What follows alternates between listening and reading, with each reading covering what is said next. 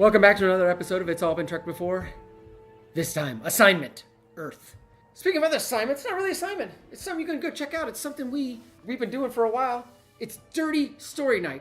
It's not safe for work, so don't handle these assignments at work. But unless you have your earbuds in, then you're probably cool. Dirty Story Night. We've been doing it for a while. Great themes. We do it at cast parties. You're gonna dig it. You might not only dig it, you might get turned on. So be careful. Also, something else to check on. Something else we've been doing a long, long time. The Good, the Bad, and the Geek has been around for a decade. A decade. Wow. So that's Jason Priestley old. Nick Arganbright is your host. He's got a variety of things for the geeks out there. Discussions of movie, TV, and God knows what Nick is going to get into. You never know the tangent he's going to get on, but he always brings it back to the good and the bad and the geeky. Speaking of something we always come bring back to, patreon.com/IABD. Go check it out. Great way to support us, help our podcast network, and keep us going. And we're going to keep entertaining you like we are right now. And just like this episode entertained you, spoiler alert, I like this one, it's Assignment Earth on It's All Been Trucked Before. Welcome out to another episode of It's All Been Trucked Before. This is the Season 2 finale. Wow. We got a couple more episodes before we stop Season 2. We got Sure. a fourth quarter wrap-up of Barbara Barnett. Of course. We got our finale wrap-up. Yeah. We may even have some specials before we come back for Season 3. But we'll be taking that 6-week hiatus again. Before we take that hiatus, though, we still have to discuss the Season 2 finale, Assignment Earth. Your regular hosts are here. This is Steven. And Keith. Jimmy-Jerome. And Snugs is here, which is appropriate for this episode. I wondered if that wasn't Snugs is the cat. He's on the table. just You've- coincidentally. You've heard Snugs' voice in other episodes. But... Yeah, you have. Perhaps. What first impressions?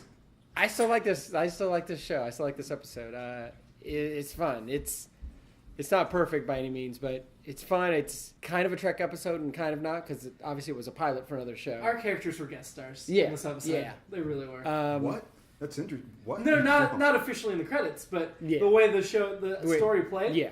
The story was Right. driven by Gary Seven, and Yeah. our characters were really, extraneous. And I'm sorry. I was going to say I was going to remark on that at some point later. yeah. But I just want to clarify. You're saying that this actually was a spin-off at some point? This It was was a a backdoor pilot. pilot. Yeah. They Interesting. never actually made the spinoff, Okay. but it was intended to be a spinoff. Yeah, Roddenberry was sure Star Trek was getting canceled, so he wanted to have another project ready to go. So this was it. And Star Trek almost was canceled. They had Yeah. to do a massive letter Yeah. writing campaign and stuff. And I'm still disappointed that I think this is Roddenberry's second best idea. I wish this had happened. It depresses me so much this wasn't a series. It's just, this is another reason NBC sucks. Right. Or they're idiots. And they still are for that. Wow. Yeah, very they had different must-see NBC TV today. for a little while, but forget it. Now they're... To be fair, Star Trek is one of the very, very, very few examples in television history where fan letter writing campaign and That's true. activism has worked. It's true. Normally, if you sign a petition or try to tweet to save your show, I'm sorry, it's a total waste of Yeah, it's time. not gonna work. Don't bother, because they don't care. If you were passionate, you were watching. Exactly. And that's what Exactly. matters. Yeah. However, in the 60s, things were a little different, and a massive letter writing campaign worked to save the show. And I will say probably the ways to track it were more archaic than... Yes. I mean, Nielsen's still involved, but even their methods have gotten better. But I won't say there's no hope that some type of campaign can Right. save a show. Right. It's just so much a long shot. To think signing a petition does any good, I'm sorry, you're fooling yourself. But anyway, back to you'd the be matter. better to find out where the head of the network works and have Elaine Bennett show up and have him look at her cleavage to get your show to stay on the air. Or just get than to have that. Bojo Triple to sneak on the lot and put bumper stickers on the back of all the Well, executives' there cars. you go. See, I think yeah. that's what they did for this. Spock. One of the many things they did for this. Mm. But yeah, it was a great pilot, guest starring our favorite characters. It was originally written without any of the Star Trek stuff. You know, I know the Star Trek stuff's not important and didn't matter to the story, Right. but I still enjoyed seeing Kirk and Spock. Like, it would have made a great crossover episode. I do too, and I thought at first I'm like, oh, Uhura gets a cameo, but it is another thing where Uhura and Chekhov and Sulu and Scotty are shown just doing their jobs. Yeah. Somebody, And McCoy, basically. yeah, too. McCoy, yeah, he's talking about a cameo. Doing their jobs in the meantime while Kirk and Spock are screwing around on planet Earth or whatever. It's just the latest planet they're screwing around on. Right. The spinoff would have starred Robert Lansing as Gary Seven and Terry Garr as Roberta Lincoln, both actors that have some notoriety to them. Robert Lansing's most famous for 4D man in Star Trek, but you've seen him in other things. Kung Fu: The Legend Continues. What do you know him from? He was on Law and Order. It was one of his last appearances. Was he? Yeah. He's one of those people who look familiar because he was in a bunch of stuff. Yeah, Right. yeah. And his look is great. That's another. Oh, like I said, absolutely. it's a bummer that, and the Gary Seven carries kind of a combo of the James Bond kind of guy with obviously the alien storyline, but the fact that he shows up with the cat almost like a Bond villain, but he's a good guy. Yeah. Or eventually we realize he's a good guy. I mean, I could say watching this episode, had I not known he was a good guy, there were times I would have thought he was a villain. Yeah. Especially when they start messing with the nuclear weapon and Terry Garr's getting ready to hit him over the head. Yeah, and that was my thing. I was like, I couldn't get my mind back to where I didn't know he was a good guy because it seemed silly that they were like worried about this guy in a three-piece suit that was coming through space. And I wish there'd been a line where Kirk's like, "How do I know you don't mean to destroy them?" I wish Seven would be like, "How do I know you're not going to destroy the planet?" Because I think that's a fair question. Yeah, I mean, I really liked the part where Kirk just had to rely on his intuition. Yeah. Like, what do you think? Is this guy on the up and up? Right. Yeah. What about you, Keith? Did you ever think he was villain, or did you already know he was a hero? I don't think that I believed he would be a villain at any point. I just sort of assumed that. Because of the way we talked about him, or because I'm of the not way sure he what it acted? was. It was something felt like a villain wouldn't have been able to. Make everybody smile with his weapon? That's probably a good indication. Yeah. That there were lots of things that he could have done to get out of the situation more forcefully if he probably were that as powerful as he seemed to be indicating or as knowledgeable. And Although his device did have a kill switch. no, true. I have to assume, though, that kill switch, because I thought about it for a second when he said it was on kill. I don't think the setting is to kill people. It's probably to do other tasks that needs a high powerful beam, and it just would kill people. That makes sense. Immediately I was like, why does he have a kill setting? Because they're advanced and they're supposed to protect people. I don't see Gary 7 killing people on purpose. I think it was more like blast a door open or something. I love that device. I didn't understand when he's trying to... His sonic screwdriver? Yeah. When he's trying to defuse That's all it was. It looks a lot like one. Yeah. the rocket or the warhead or whatever. He's messing with all these wires. Why didn't he just point the damn sonic screwdriver at it? I mean, the sonic screwdriver obviously is from the series Doctor Who, which predates Star Trek. Yes. So in this rare case, Star Trek rips something else off rather than the other way around. Yeah. Could have been an accident. It may have very well have been, because I don't think Doctor Who was airing in the States in the 60s, and I doubt Gene Roddenberry was watching it, but you never know. It was a great device, though. I mean, it's a simple device to... It was... But yeah, I when he's messing with those wires and he's running out of time, like, just use the dang thing you got, but... Although when he crawled across the catwalk, that's what it was. Yeah. And then the cat climbed across that's the great. hill and tried to look over his shoulder. That was my favorite ISIS moment in the episode. Well, one of the things I loved about... ISIS being the name of the cat. Yes. Yeah. Well, I'm to assuming if clarify they for the listen, audience. clarification. if they listen If to they this just watch- episode, yeah. I'm assuming they They watched just the watched episode. it. That's fair. If you're listening to this and you haven't watched, please email Trek at IABDpresents.com and tell us why. I'm not judgmental. I'm just genuinely curious. Yeah, if you just like to listen to us describe the episode and then imagine it, that's fine too. Just It's keep listening. fine, but I'm Yes. curious. Yes. Write us. Let us know. I love the cat, obviously, because I love cats. I But do too. I love that at one point, Gary Seven says, "Oh, it's a trained cat." And it's like, as you watch the rest of the episode, all the things that cat does, it's clearly a trained cat. That cat's amazing. Oh, that cat is one of the best examples of an acting animal Yeah. I think I've seen. Oh, it's so good. It was definitely very well trained. Yeah, because You couldn't make my cat do those things. no. Yeah, all the crawling around with a stranger, more or less. Yeah. So, yeah. Well, and on the catwalk, I mean, I'm sure it wasn't a 100-foot drop, but they right. had to have had. I mean, there was something Yeah. there that would have been. Yeah, and like in all in the 10 minutes of research I did getting on Star Trek Wiki today or whatever, there was no mention about the cat, or maybe I just glossed past it. But The cat didn't get credited in the episode, which is deeply disappointing outrageous. I just hope the cat was not harmed during the filming of this episode. to me. Well, I didn't notice if they mentioned that in the credits or not. I so don't think they started that till No. the 90s, maybe. We had to assume the cat was harmed.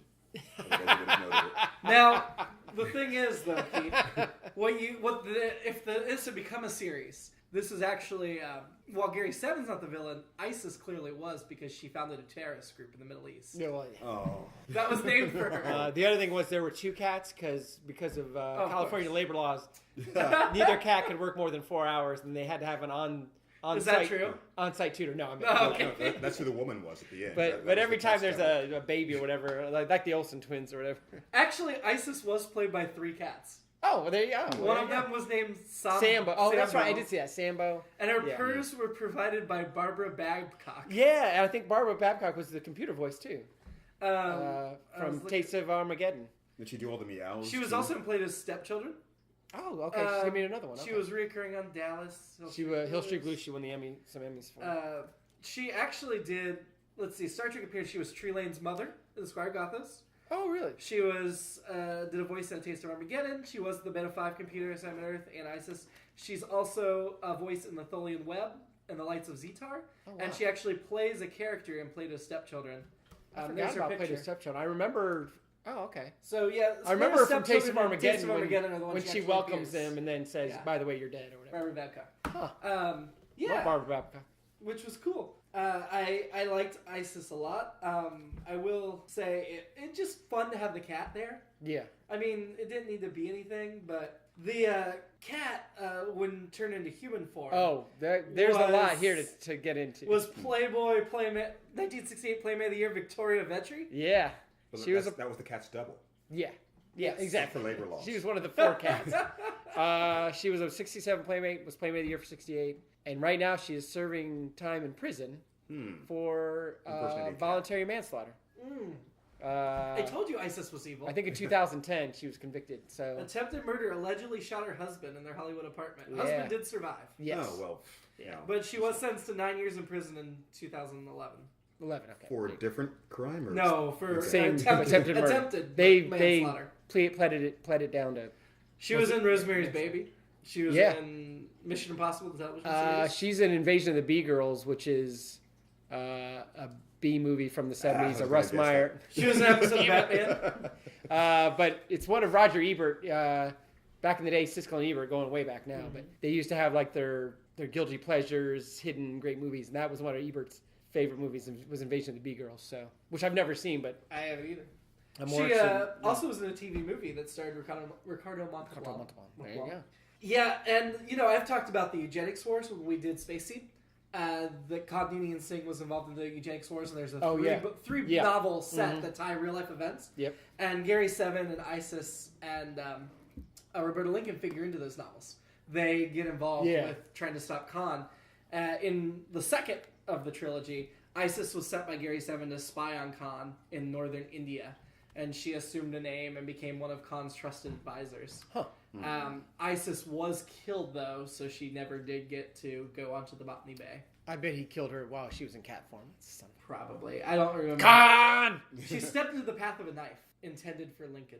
Hmm. Roberta Lincoln. See, probably as she a cat. saved Roberta Lincoln's life. She probably sprung into Probably the air sprung as a into cat. it. I don't remember. It's been a while since I read those. But I like that her death was saving Roberta Lincoln's Actually, life. my cat Chloe is considering trained to do the same thing. that there was definitely some jealousy between them.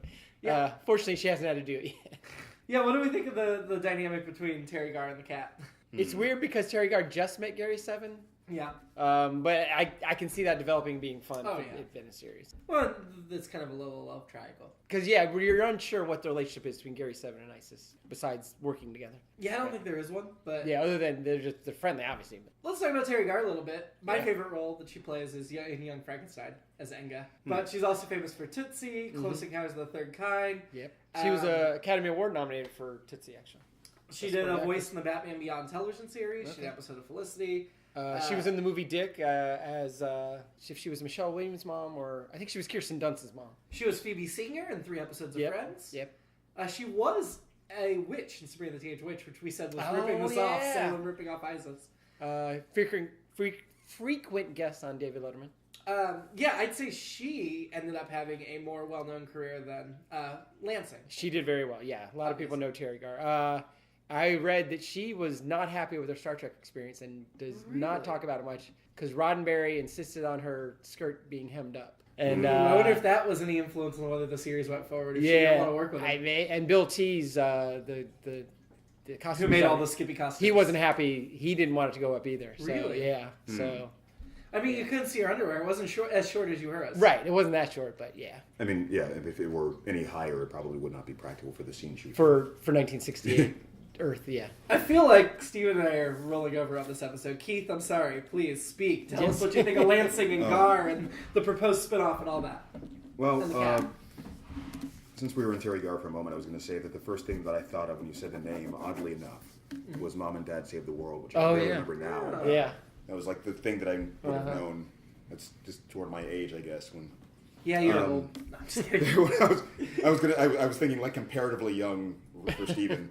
Not by much, but certainly just the thing that I would, like, I don't really remember ever watching Close Encounters, for example. Oh, yeah.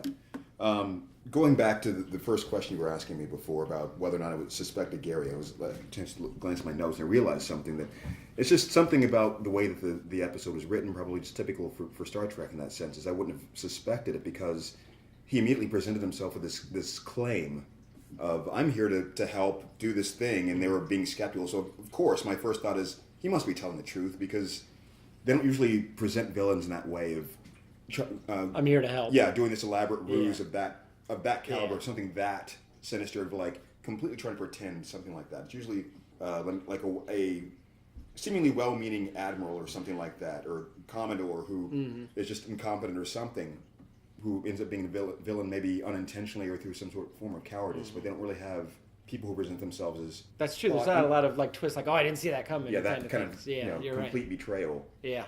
But overall, I liked it. The thing I alluded to earlier as well.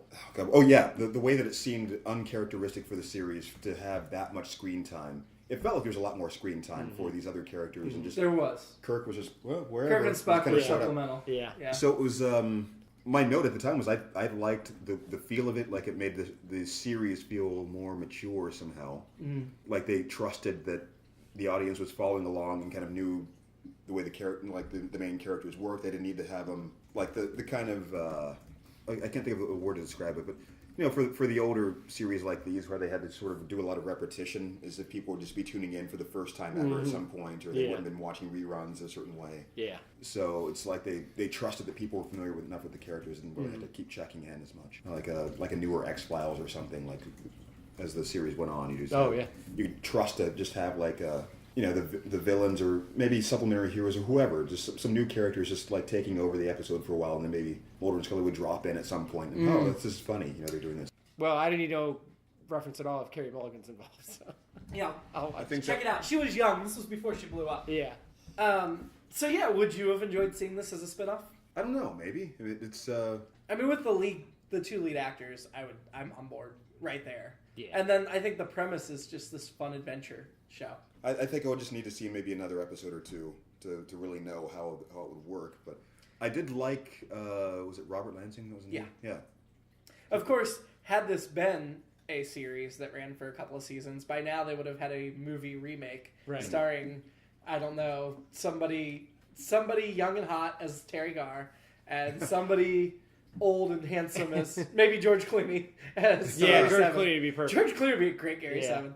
Actually, they should go ahead and make that. George Clooney. And while we've got Carey Mulligan, she could be. She could. I don't know that I think she's the best choice for that role. Well, I don't know if I'd want her. I don't know that Roberta Lincoln would be 20 in the new one. No, she'd probably be like 27. Yeah, there you go. So George Clooney's 50 or whatever. Emma Stone. Emma Stone, George Clooney. I'm in. There you go. I'm totally in. Hollywood, call us. And Kate Upton's gonna be Isis. Yeah, or that's somebody perfect. like that. That is perfect. Somebody like that. No, I would love to see that. But anyway, They probably changed the name now. ISIS? Yeah. Well, like Archer had to. Yeah. I'll throw out the name Chloe. Chloe the cat? I'll suggest that, yeah. Just Chloe. Chloe. For ISIS. Because that's your cat's name. Yeah. I'll throw out my cat's name, Snuggle Bunny Beep Tard. See, I did the beeping for the editor. And Jennifer Lawrence will be the voice of the cat. Oh, yes. See, we've already got a cast it. multi-million blockbuster on it. So Hollywood has to call you to broker the deal. So Yeah. You would then contact the actors. If I see this in any newspapers, you people are sued. I feel like we should write I think we a should 60-minute episode. I think we should and do it as a Mad Lab late night. I think we should. I think we could put it on at Mad Lab. Yeah. So, our people are barely in it. Did it feel necessary to have them, do you think? Well, I mean, to make it an Steven episode of said Star they Trek. ratted in. Right. That's it is a weird. It's hard to get my head around them not being in it for that reason that Keith mentioned. Because But it didn't bother you they weren't in it more. no, because I enjoyed watching those other guys. I was almost annoyed when Kirk and Spock I know, showed up right? to get in the way. I So, was yeah. as well. Well, and they did the classic. We've gone back in time. We're not gonna. Hey, don't screw up human history. Whenever someone says don't screw up human history, they're about to screw up human history. Okay, so you mentioned the going back in time, which was something Keith noted at the very beginning. He made us pause, and he's like, did they really just casually throw out that they were now back in time? Just a captain's Just log. within the boom. first couple of seconds of the episode, just like maybe like 3 or 4 words in, we went back in time. It's like Which just like it was a normal thing. felt very much like we don't want to slow down the story to Right. talk about it. Here just it is. Yeah. That we're just going to go back in time to study history. Because we do that. Yeah, I think it was interesting to me that I think that the most positive way to put it is that maybe they trusted the audience enough to just get on with it. Yeah, Or they were just lazy enough to say that we don't want to have to do this and just here we go. And I wouldn't say lazy. I feel like there wasn't room for it. I would imagine. I'm just trying to imagine '68, first time it's on. You're sitting there watching it, and you're just settling in, like Keith was, not having seen it, and then you're like, wait, what did they just say? And then I think, Rewind that. Nope, can't do it. And so, Well, Keith, for the record, this is the episode, I think, when you thought Tomorrow Was Yesterday is the episode I really Yes. liked, this is the one. yes, This is the time travel done right in the 60s. yep. Right. In my opinion, it was It's done still right. funny to me that they do the device that people still do to this day when they happen to travel back to whatever the present happens to be. So it's like, oh, here's a good year, 1968. Just out of a hat, we'll take that year. Yeah. Which, I mean, like, some of the street scenes and stuff felt very, like, real on location, although clearly the military base was just a Hollywood It was studio it was lot. Paramount offices. Yeah, it looked like it. Yeah. And the stock still photo, Well- that they was like just completely flat and Oh, of the rocket? Yeah. Yeah. Well, they would have done another decade, but they'd already done Piece of the Action and Sitting on the Edge of Forever. So the 30s and the 50s. Well, they did the and- 40s with the Nazi one. Yeah, so they'd basically. already. So they're like, yeah, I guess we'll use the 60s. They could have possibly done the 70s. No, oh, can you imagine what they would have thought the 70s were like? They would have missed it so much. I'm glad Universe Journey covered it. Did we cover the 70s? Didn't remember?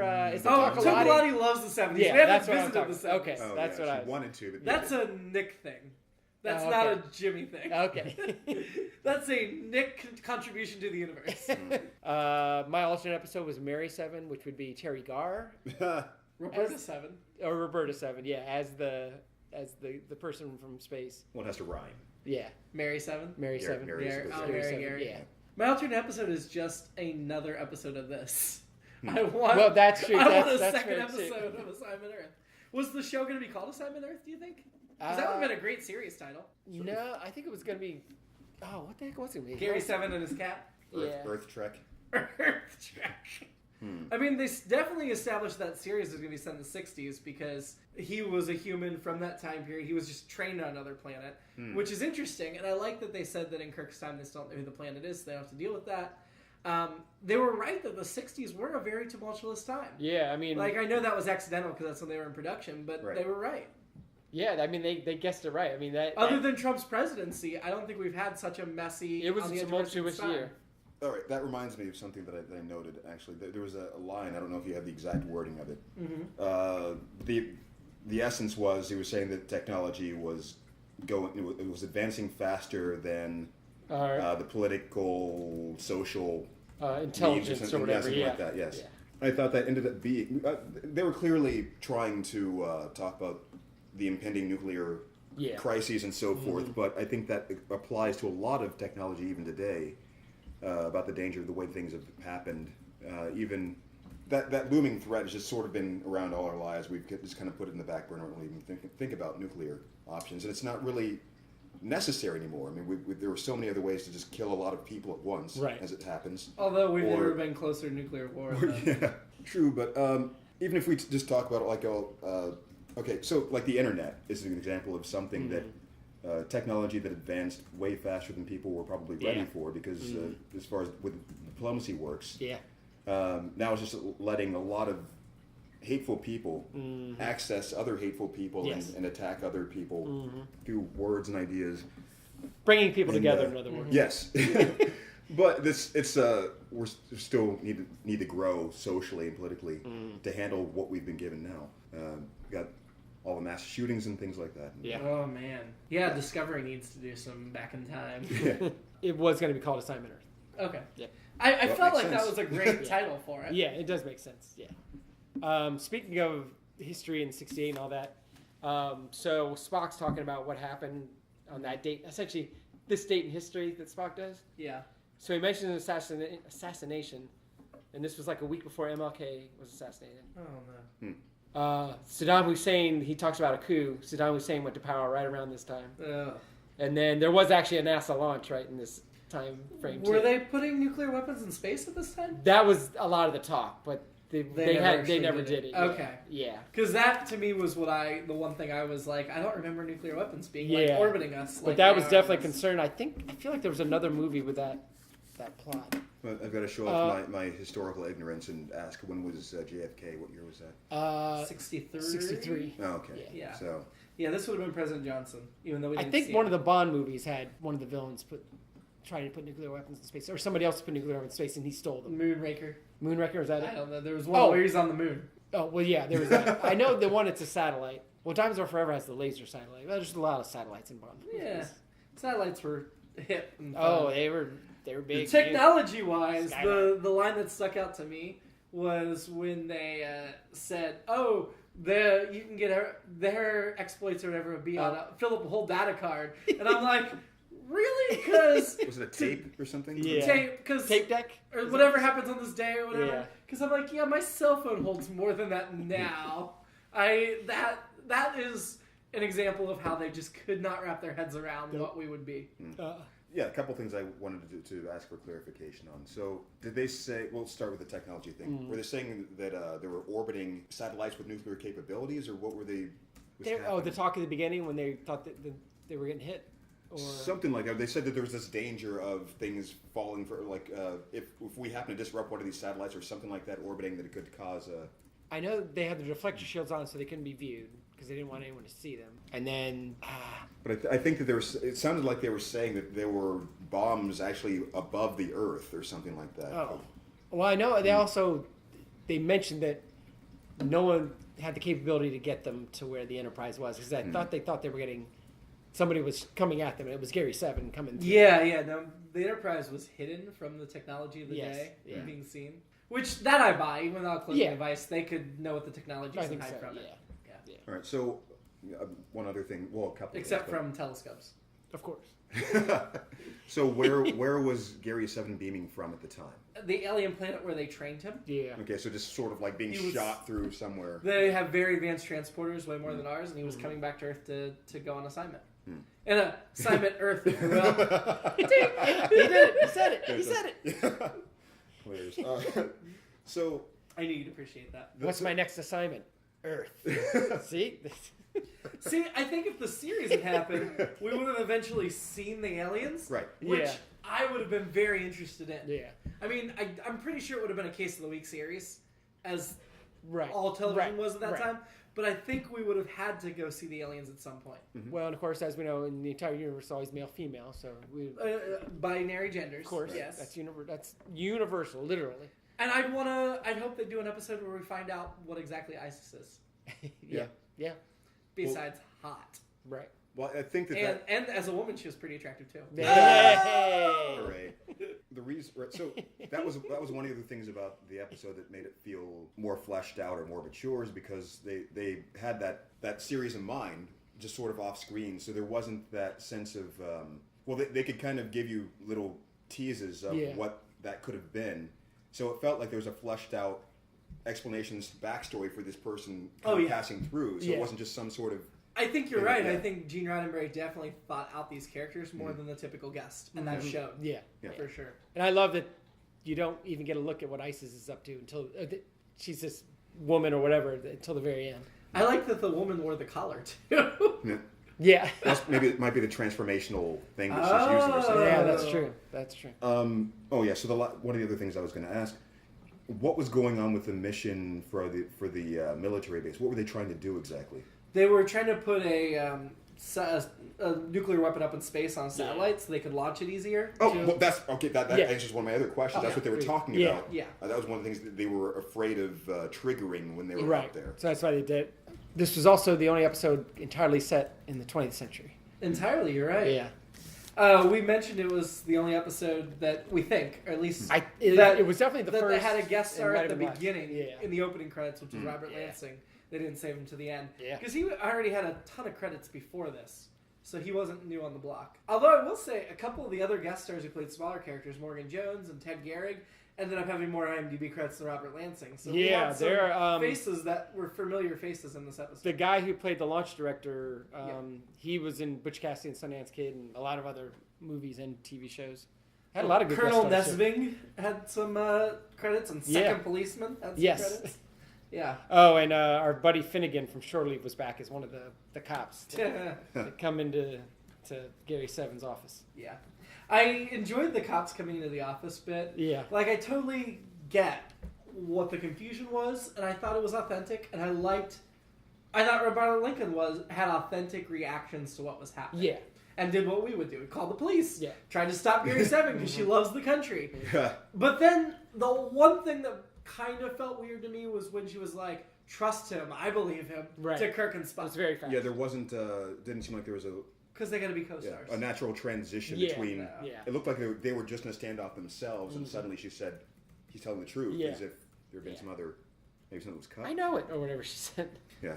Well, so one of the things I noticed that I really appreciated too was from the sci-fi standpoint, they may even unintentionally touched on a pretty advanced time travel concept. The one that was relatively new to me, like even in Lost, the what happened concept. Oh, that it's Yeah. you Yeah. can't change the course of history. Yes, they just happened Fixed to be. points. Yeah, they realized, historically, this is what actually we were part of it.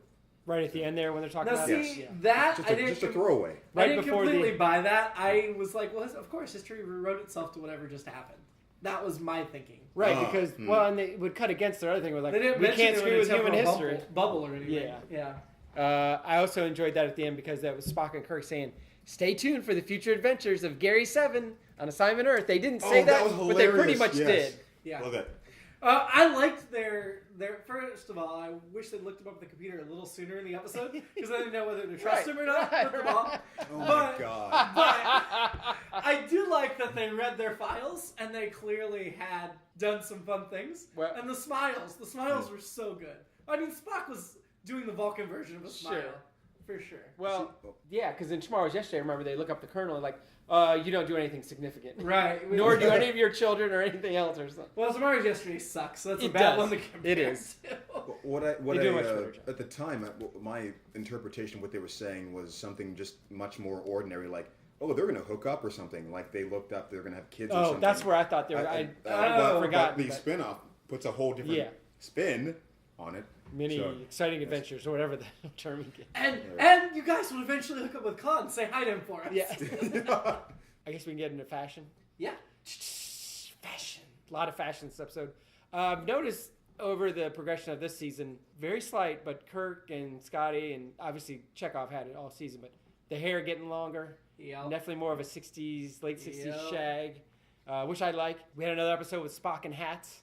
The same type of cap. Nick cap. But the second hat, his I'm in Florida hat, Yes, I love that. I love enjoyed a lot. His I like that at least they put on costumes this time. Instead Yes. of like, we're going to beam down a uniform, but hopefully nobody will see us. which leads to my Although last they did beam down a uniform later in the episode. my last fashion thing besides Isis's fashion was great, and well, I guess Roberta's was too. But despite that, Terry Garr didn't like it in Bill T's. Why do Spock and Kirk change back into the uniforms before they go back to the Enterprise? Yeah. What the hell was that? the cat was already out of the bag, so Oh. Keith. that was mostly unintentional. As I was starting to say, I was like, well, gotta go through with it now. But Come on, Jimmy-Jerome. We have to trust him. He does have that deep, gravelly voice. he's telling the truth. He is. While we're on fashion, we should talk about Gary Seven's office design. Yeah. Which was so typical 60s, it but I was. loved it. Oh, it was great. The, like, white painted brick walls, the shaggy carpet. And I referenced the James Bond aspects, and all the things turning. Yes. The computer. The glasses didn't even shake with the wall open and closed. And I loved his version of the transporter. Walk through some fog here. Show up and walk through some fog somewhere else. I love that. That was like the doors that they had at the nuclear site. It doesn't make a lot of sense why it would be dark and foggy coming out of there, and that nobody would comment on his cat. But I liked that, like, hey, you brought a cat to the nuclear base? Why? No one asked him about the cat. No. There's like, hey, how's it going, buddy? I assume that would be explained eventually. That people just don't notice ISIS. Maybe. But I That's a good point. I did immediately think as those doors opened, how many fun transitions they could do had this been a series of other doors opening in the fog. It would have been. I think if they had done a series, we'd be adding that into its all Truck Before stuff. It took me until like a moment. There have been a couple novels with these characters. Yes. But, I was gonna say it took me until like a moment or two after you said it, like again about the costumes, to understand exactly what you meant. Because I mean, certainly the 60s would have been better researched, and they would have known what to wear going down for writing purposes and a lot of other things. But it is strange that on so many of these other planets, they don't bother to maybe scan ahead and see what the people are wearing or do something like that, and then just right. I mean, they talk about in this episode, hey, we're checking all their signals, we're watching their broadcasts. Yeah. Like, you could watch those and get an idea of the clothing. Just an idea. I guess the explanation for some of these other things is they're exploring these places and don't really have any concept of what their people are going to look like or something. Yeah, but sometimes they definitely do know and they ignore it anyway. I felt like this episode had relatively few plot holes and was pretty cohesive. Yeah. I mean, they changed their clothes for when they went to Florida. Although those overcoats they were very 64. I mean, they would have been laughed off. They would have been laughed off of Fifth Avenue. The stock footage shot of the headquarters was so grainy. Oh, it did not match the rest of the episode. They used a ton of stock footage, and they used a ton of the hands working the transporter, and a couple I read were like, they were like, let's just lift it from another episode. Let's not even bother shooting a new one. So I liked how casually Gary Sedgwick was sitting there with the cat when they beat him up the catwalk. Like, just lounging. I wish he'd just clued him in a little bit more. Like, I feel like, hey, here's these things you can double check real quick. Your ship's computers. I'm on the up and up. We're good. Of course, there'd be no episode, but... Yeah, I agree. The drama was contracted. It was. And even just the thing, his interaction with the computer, which I'm sure is probably going to something would play. I like the computer play into the series that they the spin-off. The uppity computer. Yeah, but the idea of why would he just be that antagonistic and just saying, right. Okay, here's my verification. Here's these other things, and essentially, they made him like explain his mission. Like, go ahead and give us the premise of the show. Essentially, this is Star Trek. This is one part. Another part where they saw in the future, which is people's constant login and password problems that happen these days. So I have a couple of my usual nitpicky Spock things. One of which, of course, is it seems like he gets a limited number of nerve pinches per episode for some reason. Yes. Like there's so many times where he could have just nerve done pinch it. Roberto. Okay, stop. Just stop. And also, again, the ear thing, which I don't feel like the reactions are ever really authentic in these situations. Like the hat comes off immediately. What are you?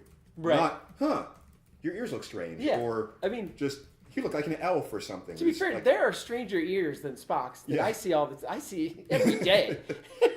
Well, it's just evolution. That's what happened since the 60s. We're used to that. Yeah, No, I don't. Still. All this junk food the kids are eating. It does things. I have a couple more cat notes, of course.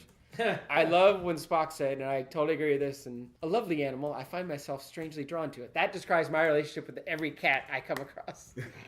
That's not what I thought you were writing. Oh, no, yeah. I thought it was like the innuendo or something. Oh, no. From no, Spock. Oh, no. I think he perfectly described how cat lovers feel about cats. I also loved when Isis went through the doors of the Enterprise, it opened just wide enough for her. And I don't know if that was her using her powers or just a funny little thing that they threw in. That I would think the doors would open all the way and then close, not just wide enough for her. But I thought that was a cute thing. How much is in my account, by the way? It's oh, whew. All right. Not anymore though. Now it's 2 cents. I left you 2 cents. Oh, well, that's nice. I can keep my account. Is that what he's doing on the laptop right now? I think so, yeah. I'm hacking the nuclear satellite that's on the Earth. And I don't know if Keith noticed this, but I felt like they unloaded every comedy piece of music they have in this episode. They used some of the dramatic ones too, but it was like to make sure you knew it was lighthearted. It was like it was a super lighthearted episode. it was, but it was weird because it was like we need something light here, but we're not going to create any new music, so we'll put something that doesn't quite fit. Yeah, it's just exactly. Actually, I guess the only thing that really caught my notice was the catwalk music was one of those other slight variations of one of my other favorite drama themes they do. The lead up to that. Yeah. And I think that, again, I think it's hindsight, but all the dramatic music for me was like, that's a bit much. There's no threat here, but obviously it's me looking at it from knowing Gary Seven's not a threat. This was like the calmer remix of it though. Oh, you're right. It was more of the jazz. Yeah. The last note I have was when the computer's telling Gary Seven that the last two agents or whatever assigned were killed in a car accident. Yeah. And he says that doesn't make any sense, and he's right. And I feel like that might have been an arc for the pilot, because it doesn't make sense. There's these super beings. Why would they be? They're not super beings. They're just humans that have been trained. But I totally bought that. I liked where he was like, "Oh, it's such a waste that we're killing something so senseless as a car wreck." Well, that would be episode 1 right there. Then the investigation of what happened. Exactly. Well, he said it doesn't make sense, and it was a car crash, and so to me, this is a JFK thing, because this is around the time the conspiracy theories were starting. And when you get to JFK, the movie, Costner, part of his long wrap-up speech, he mentions, how many car crashes, overdoses, how many unexplained deaths are going to happen before you people realize or whatever. So that's actually what I thought of when they had a car crash, and he's like, that doesn't make any sense. So there's something bigger going on here. But we'll never know. Do you think the fact that he did not expect them to have a secretary was also important? And they would explain why Terry Garr was there? Or do you think that would just get glossed over? I feel like that would get glossed over. Probably, yeah. Because he seemed very confused that there was about the secretary. He's like, oh, you're that agent. Oh, you're not the agent? What? I don't understand. That is strange that they would have somebody working there like that would have managed not to have picked up on a lot of those things. Well, they could hide it. I believe they could hide it, but... They probably had their own doohickeys. And it didn't seem like she'd been there that long. Okay. Maybe a few days, a couple weeks, I don't know. She's only 20. So, Terry Garr was I 24. weeks, not years. So she was born in 47, and it was in 68, so she would have been 20. Or about 21 in December. December. Since you were mentioning that, the thing about the sign of the time, the conspiracy theories, and maybe that's the reason why. Also, another tip to the spin-off, Spock mentioned at the beginning, and there's an assassination today or something like that. That could have tied into whatever that episode would have been. Yeah, that makes sense. So much they could have explored. Yeah. But we'll never know because NBC said no. I guess everybody said no. May not just been an NBC. Well, it had been an NBC. Back then they didn't have YouTube and Netflix and stuff to pick it up. Just remember, we're going to make the film version. Yeah. I thought we were just going to do a Mad Lab Late Night. Well, we're going to start there, but eventually it'll become a film version. Okay. Clooney and Jennifer Lawrence and... Nothing serious, but Unlike our very serious... Yeah. We had a very serious discussion about this episode. Just whenever Kirk would say Mr. Seven or the mysterious Mr. Seven, I wanted to say, mysterious Mr. Seven is my father. I'm Gary. Yeah, it bothered me a little bit that in the opening credits, when he got plugged in the opening, he was credited as Robert Lansing as Mr. Seven instead of Gary Seven. I didn't like that. It was Mr. spelled out, not MR period. Just like the character's name is Seven's a full name. It's not a number. This had on the CIA badge as well. Interestingly, Terry Garr spells her first name with one R, but in this episode she's credited with two R's. Oh, really? Terry. Yes. I noted that the sonic screwdriver seemed to turn the officer into Jesse Plemons. Yes. Or Happy Matt Damon, whichever. I guess he looked more like Jesse Plemons when you mentioned it. I was like, oh, right, that's the same. While we're bringing the sonic screwdriver real quick, those little antennas that popped out the sides of it, man, they looked so breakable. You would snap those off in an instant. Yeah. You'd constantly be calling tech service to fix those. Well, maybe it's not really supposed to be used in the way that he's like in so many high energy situations. I mean, it's for his mission, so I would think it would be. It did kind of work and looked like the Men in Black. It did. That too. Yeah. They were ripping off Star Trek. Of course. I mean, the fact that Jesse Plemons looks the way he was, he's ripping off Star Trek. I know. I wish I'm looking through the cast list, and I wish I see somebody with the last name Plemons. Because if it was like his father or grandfather, I would totally buy it. Well, anytime I hear Really would. kind of like Matt Damon, I think of Jesse Plemons. Plemons. Both wonderful actors. I enjoy. Yeah. I enjoy Yeah. them both in many things. They can be in our Gary 7. Although you prefer the hot new versions of this from this year. I don't prefer. I didn't say I prefer. I'm in my mid-30s. I don't want a 19-year-old. No, but the hot new version of Jesse Plemons and Matt Damon. Much like the episode, we've gone off course into pilot episodes here tonight. As is only appropriate when Of course. it's all been tricked before. Yeah. Steven, does Kalinda remain, or do Isis or Roberta Lincoln? Roberta Lincoln. Roberta Lincoln. I knew that from before we even started the ISIS. show. Not ISIS. Roberta Lincoln. Yeah, me too. I also had Kalinda. Last season we were quite different in our choices, but this season we both had Kalinda, and now I agree. Roberta before I even saw Oh, it. yeah. Keith. Well, I mean, I was starting to sour. This has become a comedy part of the episode. Yeah. I was starting to sour on the relationship, but now they see that the end is near. It makes me want to cling to it more. It's just this So episode. This is it. Yeah. But you made a slight alteration last week. You are now merged headfirst in Flavius's shorts. Oh my god. So now are you merged headfirst in Roberta Lincoln's skirt? Or in Isis's collar?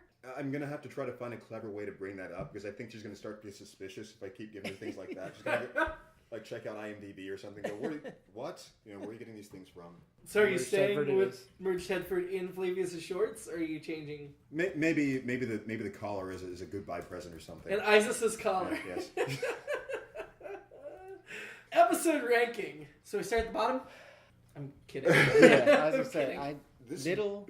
Because we've just been talking about Headford, let's start with Metamorphosis, which right now is number 8 for the season. I'm very partial to that episode, as I've said. So Is this better than the Zephyr Cochran episode or not? that's a good starting spot because I'm Well, torn. I think one of the things about this that I appreciate, as we were saying, is that this felt like some thought out characters, or at least in the sense that the questions that would come up are things that are like, I feel like they have an answer for that, and I would like to know more, rather than, come on, they were just like throwing this in there, didn't even think about this. So there's that, I think, puts it above a lot of things. And I did not wonder what happened to Zephyr Cochran and Headford after we left. Yeah. I mean, those are the types of questions where it's like, they can't possibly have thought this out, and it's the reason why this is hanging there. Yeah. Kinds of things, instead of... They got a divorce. That's what happened. I think this is better than Metamorphosis, but Yeah. that's just me. Yeah. Sounds like Steven wants to go under. I would, but I can't strongly fight it. I think it's very, very tight. What's above it, then? Yeah, that's. Right above is By Any Other Name, which we just watched recently. And Another fun episode. I don't remember why that's so high. I think I wanted Metamorphosis above that. I All right, like- what's the next episode? Above By Any Other Name is I Mud. Oh, which okay. is iconic. I'm going to be honest, I would even put it above Mud. Wow. Personally. However, above Mud is the Doomsday Machine, and I would not go that far. Was that the War Games computer or something? Yeah. Or the Doomsday Machine? Yeah. That was the captain that flew into the big probe. cornucopia in space. God. Matt Decker. Yeah. I mean, that's enough to give me the. I don't remember all the specifics of it, but that's that high. That's going to surprise me for some reason. Yeah. Doomsday Machine's number 5 for the season for us. Well, I think it deserves it. I thought It's it was a a good really solid episode. I would probably go above By Any Other Name, but below. Below Mud. Yeah, I think so. Keith? This is where the recency bias is happening for me, at least, because it's just so hard for me to even picture those. Right. Why is that far up? By Any Other Name's one that it was only a few weeks ago, but I'm still like, really? Yeah. Really? It's where the recency bias versus your long held bias. Right. Or The same way thoughts that of it. I'm going into this, I'm like, oh, it's going to make that top 6 or 7 for sure. Yeah. For sure. I mean, this was a strong season. I don't think it can crack those top 6 because those top 6 are so strong down to the Doomsday Machine. I think we're really debating whether it should go above or below Mud. I think Mud was a little bit more elaborate than this. I mean, it's really, I think this Mud week was more inventive. Well, I mean, as far as the casting and the people and things going on, there's a lot. And he was a returning guest character, which they haven't That done. too. Yeah. Haven't done, So we want to go below Mud? I'd be okay with that. It's close enough to... Yeah. Okay. Yeah, it's weird because I'm. This just shows how partial I am to Metamorphosis, which I think is also my feelings for it in the past. Well, when we have our season wrap-up There we here, go. which is shortly, Yes. you'll be able to fight to have the order changed. Oh, that's true. Okay. So you can try to get Metamorphosis Okay. by the other name. And I can tell you right now, I probably won't fight it. But I think we should save that. Let us all ruminate on it. That's a good idea. But I think, so even if we rank this as number 7 under iMud, this for me is such a strong episode. The fact that out of 26 episodes, we have 7 that I'm like, these are 7 almost perfect episodes that I really, really, really love. That rank it. I mean, these 7 might be my top 10 favorite episodes. That says a lot to me about what this season was, which we'll get more into the season as a whole later. Yeah. But this season had a bunch of really strong episodes. I won't mention Spock's brains coming up here. Oh, wait. Are we still going? Any last thoughts? Anything you want to add? Well, now I really want to see Spock's brain. So Well, that's the you're next gonna get episode to. on the list. Emma Stone calls. For lots of reasons. Not just for the Assignment Earth reboot. We just want to rave about how much we loved you in La La Land. That's Yeah. and Birdman and Superbad and everything you've done. But we'll talk business first, and then we'll get to that. Yeah. Live long and prosper.